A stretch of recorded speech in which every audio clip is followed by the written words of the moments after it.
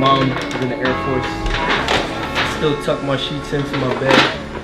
Fun fact. My lady gets mad because she said it feel like a burrito. Hell yeah. Yo, you be snug. For real. So we moved out of Philly when I was 14. And at 14 my family moved to Delaware. I got my ass whooped. I got jumped by 4 kids. Why? After school. Why? Over a snowball fight. They whooped my ass. But I took that shit like a man. So my parents were like, we take y'all ass to Delaware. Yeah. So I went to Delaware, did well there, played football, got a scholarship. I went to Syracuse. Yeah, I read that. For football, then, yeah. Parents was hustlers. Grandfather was a hustler. I'm a hustler. I stay up alone. Toss and turn all the time, thinking about to the balls.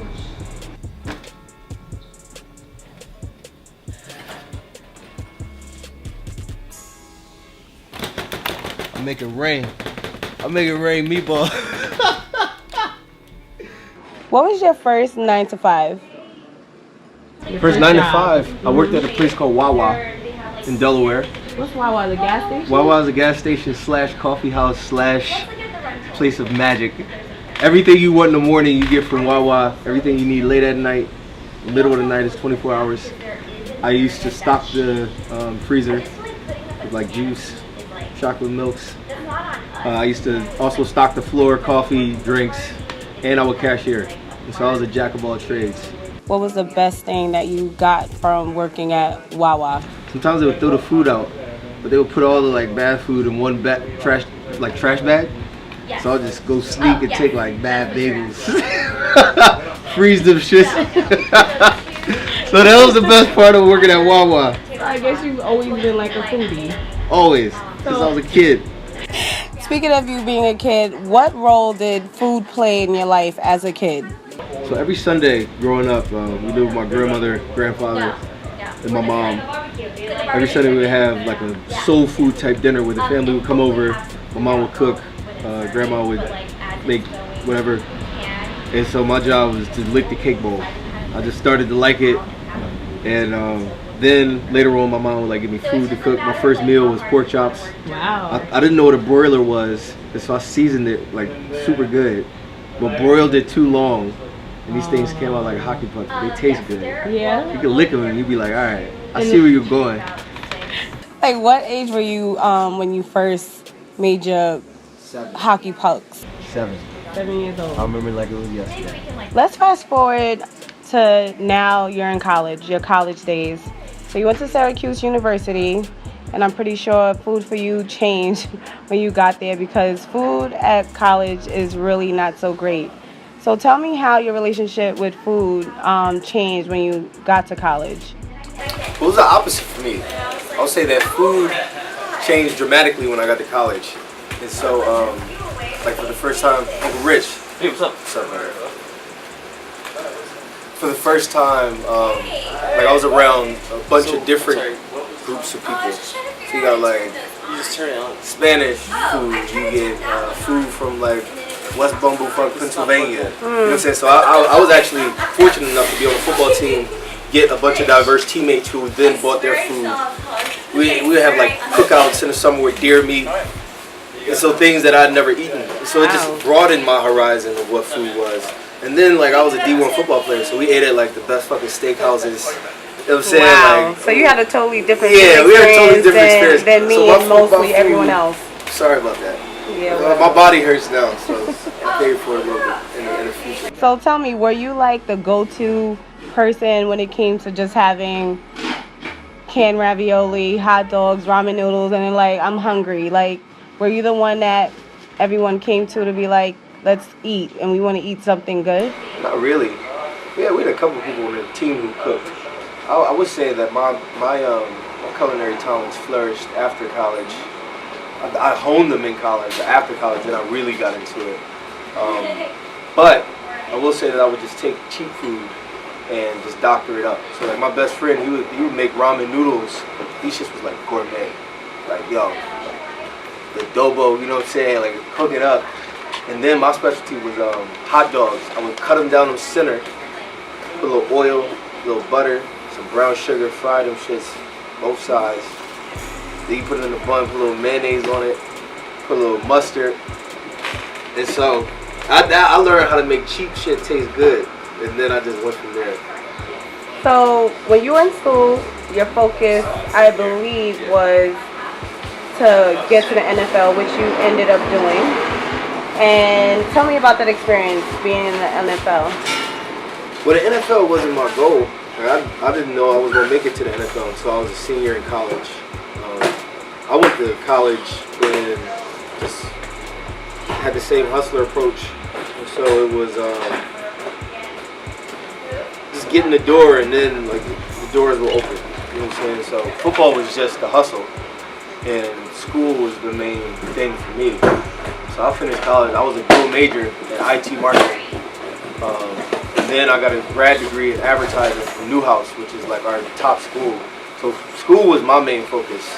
I just so happened to be really fucking good at football. You know what I'm saying? So college was my first time like seeing what a job was, like a real job. And then it was also my first time seeing how hard work, like true hard work from a collective, can truly like build something great. I mean, I saw it from my parents, but in college, like I was a part of this thing, and it just taught me it taught me how to hustle even more. So then where did the shift happen? Like from being in the NFL, advertising, and then being a chef. Where did that shift actually happen, and how? Well, for the NFL, I was in there for 2 years. Hurt my neck. Finished up, and I was only practice squad. Like I didn't come in as fucking Peyton Manning. But I was really good. I was still really good. Got a neck injury. Career ended. Went back to grad school. Finished up. After grad school, I moved to New York City. Started working in advertising. Didn't want to do the job I did, so a year later I moved to production. Production is where I learned how to do things like manage a budget, manage a team. Not in college, but like a football team. Not to manage a football team, but to manage a real team to get real like stuff done. And so I just took all those skills, like the hustle that I learned from football, waking up early, doing these things, the dedication that I saw it took to get to wherever I wanted to be, and then the humility of taking feedback, taking it in, absorbing it, and then like putting it into action. You know what I'm saying? All those things I learned from football, and as well as just my career, and I can apply those skills and intangibles to my own business. I just so happen now to be good at cooking. You know what I'm saying? Like I was just so happen to be good at football to get to one step, and now to elevate myself even more. It's the same idea. I just so happen to be good at cooking. I'm just a talented motherfucker.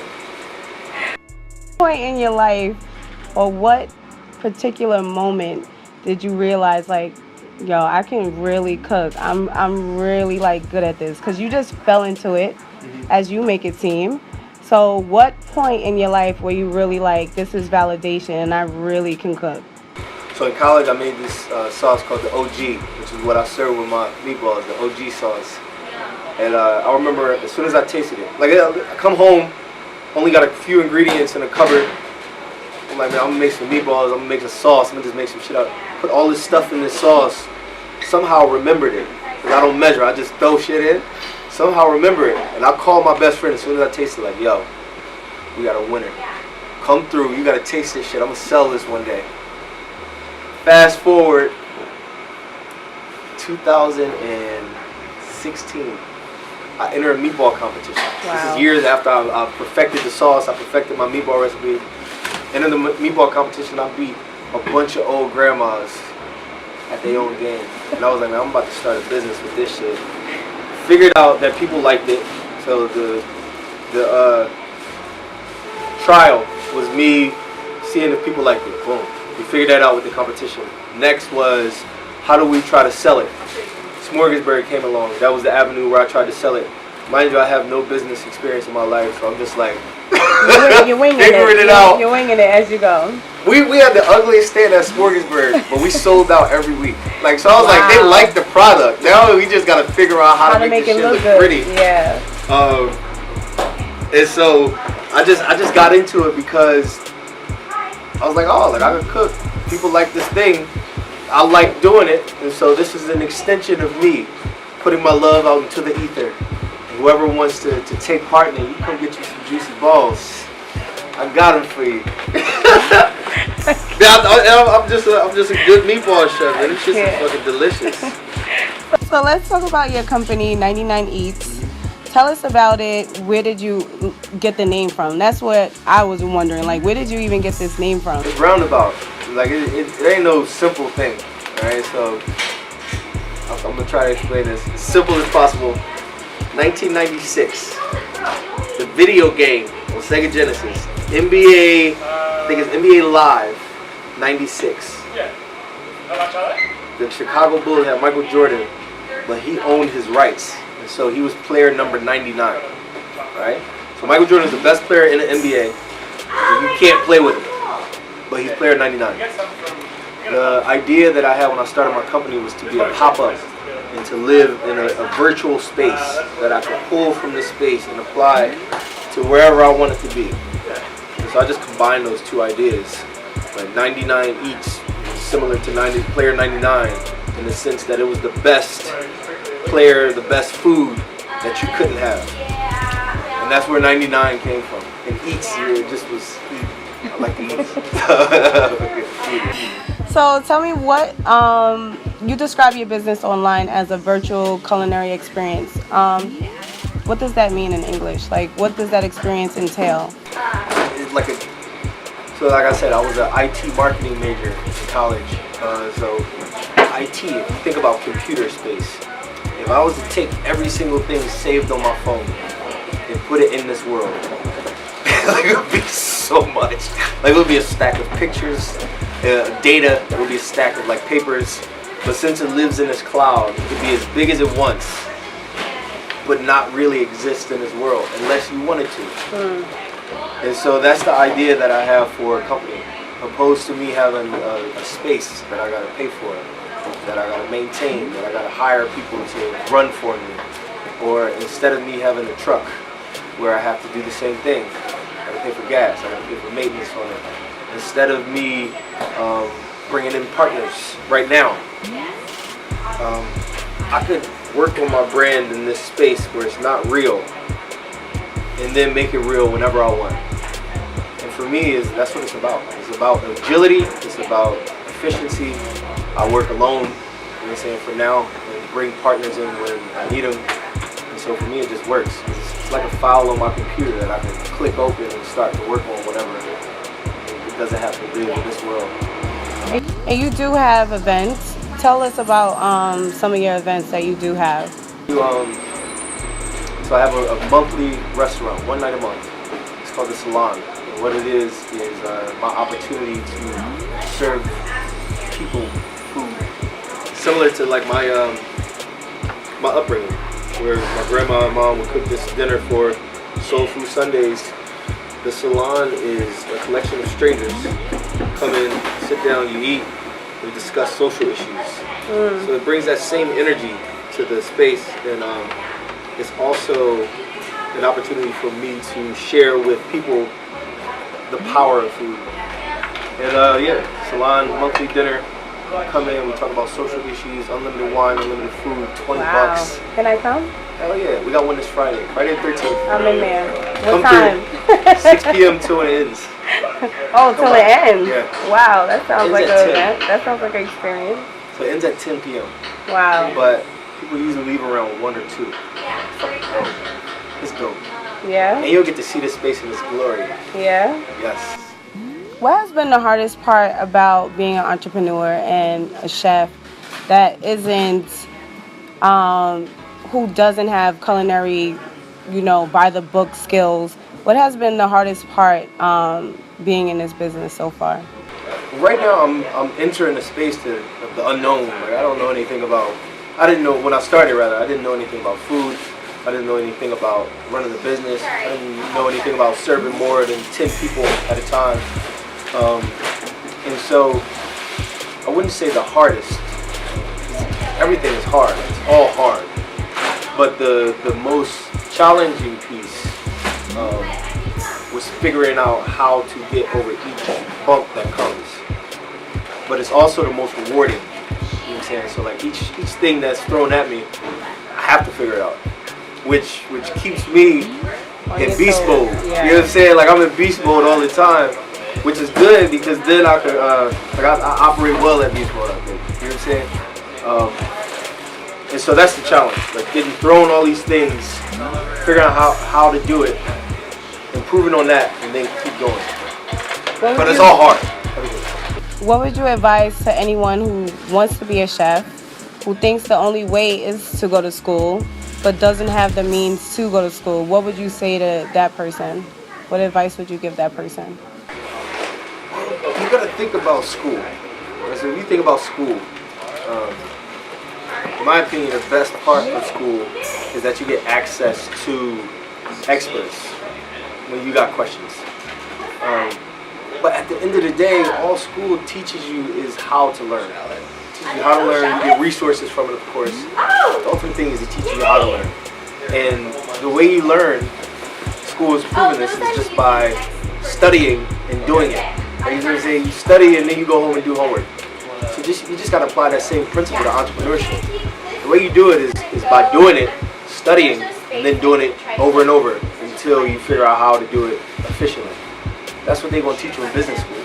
So if you could take that same idea, apply it, and spend a lot less money doing it. Alright? Like the money that you spend on school, you could literally spend on trial and error. You could be like, alright, I'll dedicate X amount to this. I'm going to just jump and see if I can fly. And that's how you get your wings. You know what I'm saying? Everybody want to foul their wings off. We all got it. They not giving themselves a chance because they making excuses. That's not what it's about. Like you gotta step out on faith, and you gotta try something that you're scared of in order to progress. What was the moment for you when you stepped out on faith and left your job to do this full time? So I didn't leave my job. I got fired. No, the company I worked for was in advertising, so we relied on client money to pay for different sections. My section was cut because they lost a client. So they had to get rid of my department. But after they got rid of that department, I just was like, you know what, I'm gonna just try my own thing full time. I remember I called my mom first and I told her like, yo, I've never failed at anything in my life. Like, I don't expect this to be different. But I just want your blessing and also to tell her what's going on and also ask for support, be a support system. As soon as I hung up with her, I called my girl, told her the same thing. And then me and my girl wasn't living together at the time, and so I was just able to close my door and I prayed for so long. I'm the child of pastors, you know what I'm saying? Like I study different faiths for different things, but I'm a Christian. And there's one piece in the Bible where they're on the ship and Jesus tells Paul or Peter, tells one of the disciples to step out on the water and to walk on the freaking water. Homeboy doesn't until he looks down and then he begins to sink. And so from that story alone, like if you interpret that story to be that anybody has this godlike energy as long as they have faith, or this godlike will to power and will to manifest anything that they think they could do, just by having a little bit of faith. Like I just applied that to my own life and decided to give it a try. It's never failed, like about existence. So why the fuck would it fail now? You call yourself the OG of meatballs. Oh, yeah. How did you start? Oh, well, why did you start making meatballs? Like, why that? Meatball is so cool because it's anything you want it to be. Like, meatballs, if you think of anything that's just put into a ball, and you can, like bite size, put into a ball bite size, you could do anything and make it into a meatball. Think of Thanksgiving. where you get a bowl. Like after Thanksgiving, the way I eat leftovers is I get a bowl and I put macaroni and cheese, collard greens in this corner. I put a little bit of gravy over my stuffing, my turkey, and then I got a big corner for macaroni and cheese. That's basically a meatball. Like it's just a bunch of things combined into this one thing. And so with meatballs, I was like, that's what it is. Like, it's whatever I want it to be. And I just like them. That's it. And so I put everything together, came up with my own recipe. And after the first time I made them, I was like, I've had good meatballs. I want mine to be good. Once I got them to good, I was like, now, what's the little thing that'll make them go over the top? Figured that shit out, and it's been smooth sailing ever since. Are you gonna tell us? But I mean, I've done videos on it. Like I've done videos on the meatballs. I think you left that part out. I think you might have left that part out. I'll send it to you. Everything about like meatballs are simple to make. The things that the meatballs go into is the special part. Like the gravy, my sauce, the OG sauce. That's the money maker. My meatball is fucking delicious, but that sauce takes it over the top. I've never had no sauce like that. It levels it up. Transcendental meatball sauce. Take it to a different world. Big words, big words.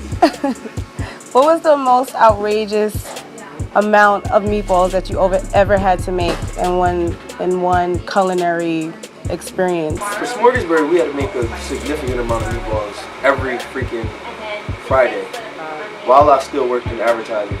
So luckily, I don't know how, my boss was super freaking cool before I did cut my department. He would let me work from home on Fridays. I'd go get a rental car, had to park it in Washington Heights, which is like a 2-hour ordeal just to find a spot. Called my sister up from Delaware to help me come mold meatballs during the day. My girl would come after work, come help me mold meatballs. And all day long, I'm just running around getting bread, getting gas, getting a car, getting all my materials, coming back to my apartment with my 3 roommates, like maneuvering the fridge. And so we would make like 1,000 to 1,200 every Friday just to serve Smorgasburg for Saturday, weekly. So we did this for 8 weeks straight. And that was the most amount that I had to do at one time. Now I do a pretty significant amount as well. But for Smorgasburg, it was because you never knew how many people would come. And so we make a lot back in my little ass apartment. Man, I hated it. That was a lot of work. But now you've elevated. Now you have a kitchen. Now you have more space. You can do more things. You can be more creative. And that's the benefit of just being in it. You know what I'm saying? Like I'm in it, so I know where I can find efficiencies. So yeah, like I'm just in it. So I know where to cut, where to add on, what to invest in. So what's next for you? What do you see for yourself in 99 Eats, like in the near future? I'm about to take over the world. One meatball at a time? One everything at a time. I'm gambling. Right? So like this is a gamble. Entrepreneurship is a gamble. If I'm at a table and I'm a true gambler, like I ain't gonna throw half in. You know what I'm saying? Like you gotta go full in if you expect that full return. And so I ain't doing this shit for nothing. Like I expect to accomplish all my goals and my dreams. You know what I'm saying? Like the dream is to be in a position where I could do whatever I want, whenever I want. That's why my business is in a space, in this cloud space right now. Because I've organized it and I've created it that way. Because that's the lifestyle that I want. And so that's what I define as success. Like money I don't give a fuck about money. Like I've had money. I worked in the NFL, I pissed all my money away, and I realized like that shit don't bring you happiness. It brings you, like, you might save a little bit of time, but how much time do you really need? You know what I'm saying? Like if you use your time the right way, the money will come.